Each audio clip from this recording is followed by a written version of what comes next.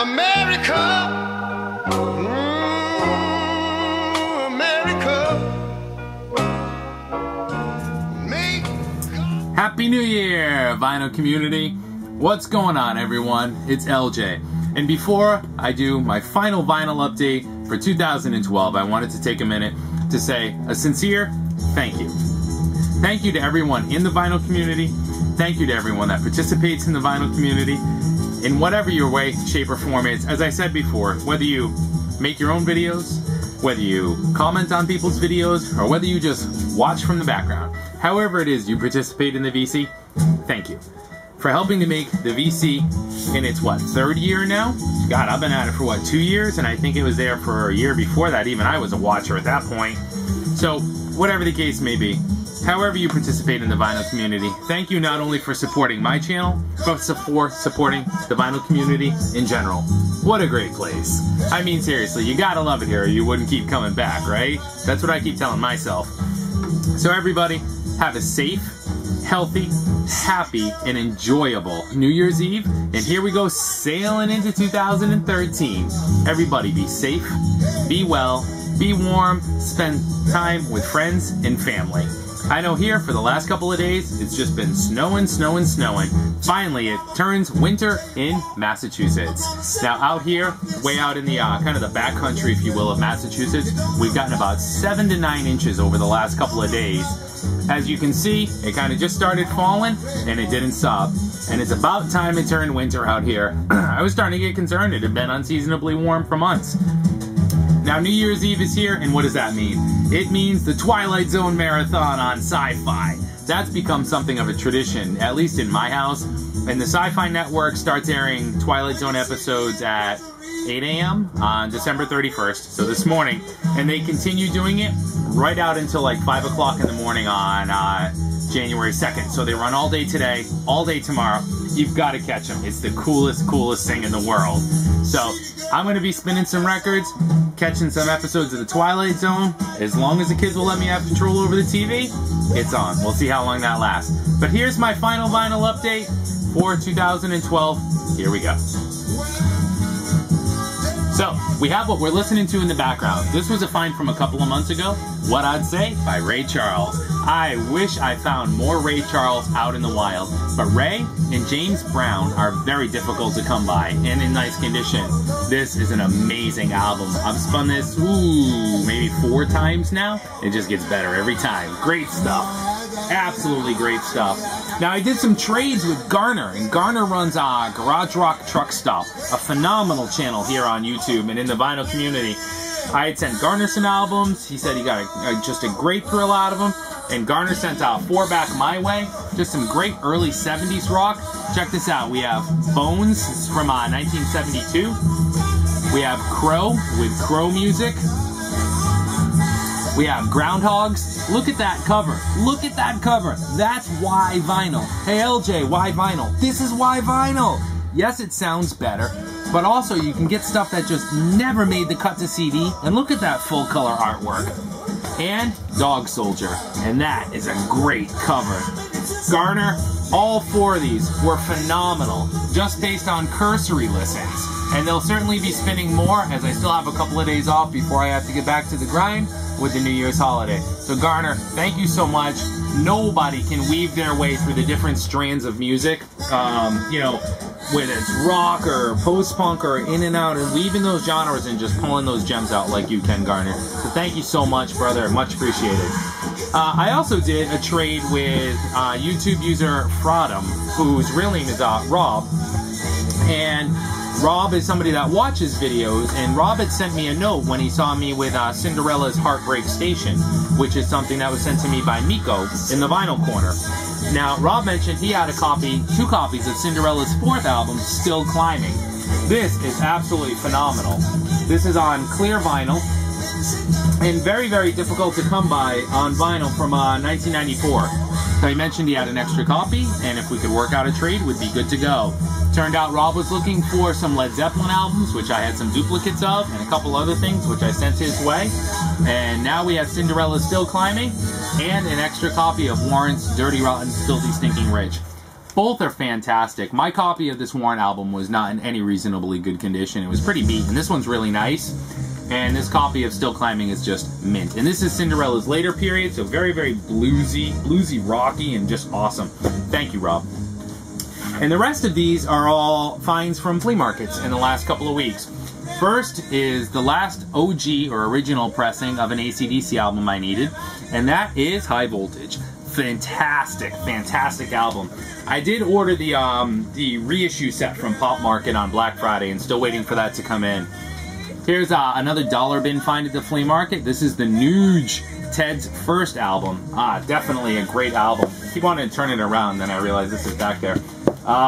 So with this, I'm now only missing one Ted album, and that's Intensities. But I was happy to find that first one. Here's one to plug a hole in the Yes collection. This is Drama, another fantastic album, and it's one that for some reason I just didn't have on vinyl. I think besides the very, very first album, not the Yes album, even before that, was the only one I was missing besides Drama. Here's an album I've been looking for ages. Actually, the next two are. So from one dealer in the flea market, I was able to just, I'm flipping through his stuff, and when I pulled a copy, a near mint press of this and another album, Blonde on Blonde, I couldn't believe my eyes. I've been looking for this forever, and buying this online is just so subjective. You know, the people, oh, it's in this condition, that condition, and then prices start to soar just because the album's legendary. And I really wanted to find one in the wild, and it took a long time, and this is one of the maybe last two Dylan albums I was missing. It might not even be two, this might be it. Well, I don't have Tempest, but I really don't want it. So this was an awesome find. Super excited.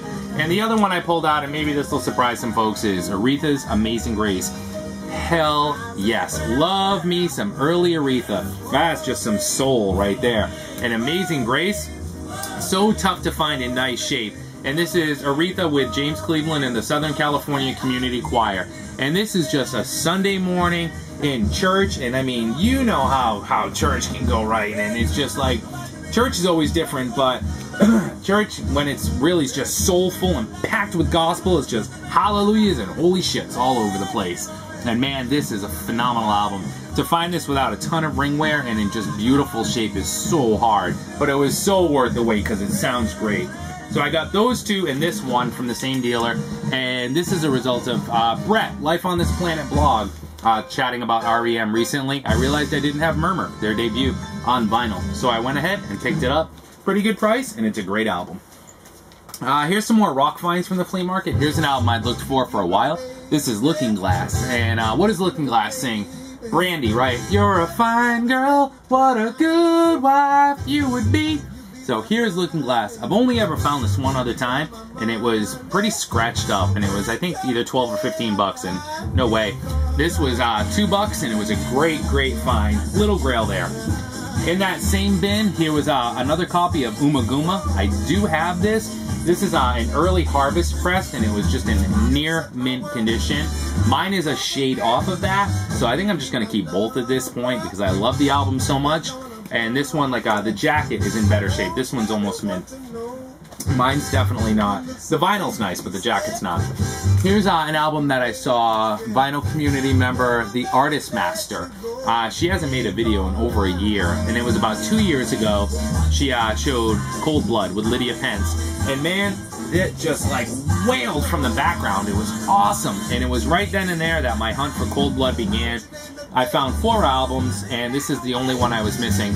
And Cold Blood is just San Francisco psych rock at its best. And this girl could give, Lydia Pence could give Janis Joplin a run for her money. And if that sounds like something that's up your alley, if you dig Janis and you dig just wailing rock music, Cold Blood is for you. Do not miss it. Here's another early 70s rock album I was missing. I wasn't even looking for, but was surprised to find. This is Wishbone Ash with New England. I do have a couple other Wishbone Ash albums, but I didn't have this one. And if you haven't heard Wishbone Ash, look them up on YouTube. Good stuff. Here's some country and country rock stuff, since I'll just start sprinkling them in now. Well, country rock and southern rock I always have, but here's the Charlie Daniels Band concert, Volunteer Jam 3 and 4. This is a 2 LP set. What a great set list from folks here. I mean, you have, check this out, Charlie Daniels Band, of course, but Willie Nelson, Wet Willie, Papa John Creech, Grinder Switch, Sea Level. It's just, it's a who's who of country rock and southern rock. Fantastic live album.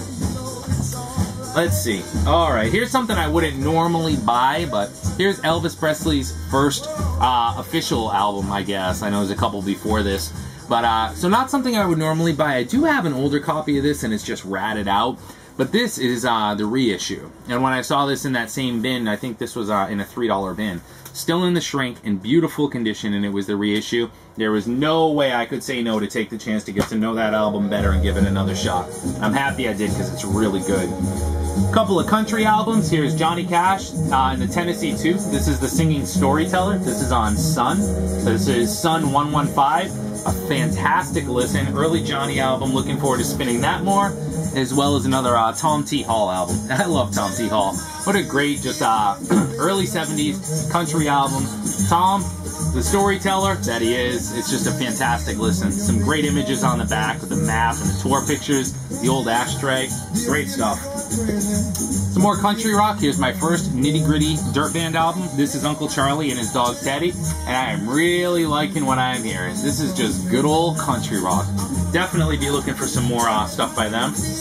Here's another great pickup. This is one of my favorite albums, and this album kick-started the country rock genre hands down. That's the Byrds, Sweetheart of the Rodeo. I was very excited to find a used copy of this. I think this was $3. And it's just in beautiful condition. I have another copy of this, but again, you know, if you can only walk away with three Southern rock country rock records, this has got to be one of them. I would say Marshall Tucker Band's Debut is the other, and we can all argue over what the third one might be. Southern rock. Here's Greg Allman Band, Just Before the Bullets Fly. I've actually never seen this on vinyl. And this follows Greg's total stinker, I'm No Angel, in '86. This is from '88. And Greg definitely back on track. Really good modern day, well, modern 20 years now, Allman record. Here's another Allman record that I was missing, and I believe this is the only one I did not have on vinyl. So collection complete. Here's Win, Lose, or Draw by the Allman Brothers. This is pretty early. Not super early. When was this released? 1975. So still right around that brothers and sisters time, and a great album. And the last two are for the Southern Rock Collection, and this is the Georgia Satellites. So the self-titled and Open All Night. Both were really good. I think I'm definitely going to dig into them, spin them a couple of more times, a little more modern Southern rock. But we all know the song, what is it, Keep Your Hands to Yourself. And the rest of them, just rock. I mean, they're good time albums, so not bad at all. And that is LJ's final vinyl update for 2012. I hope you guys all enjoyed it. And everybody, again, have a safe, healthy, and happy New Year's Eve, and let's keep it rocking right into 2013. Talk to you guys soon. Take care. Ciao.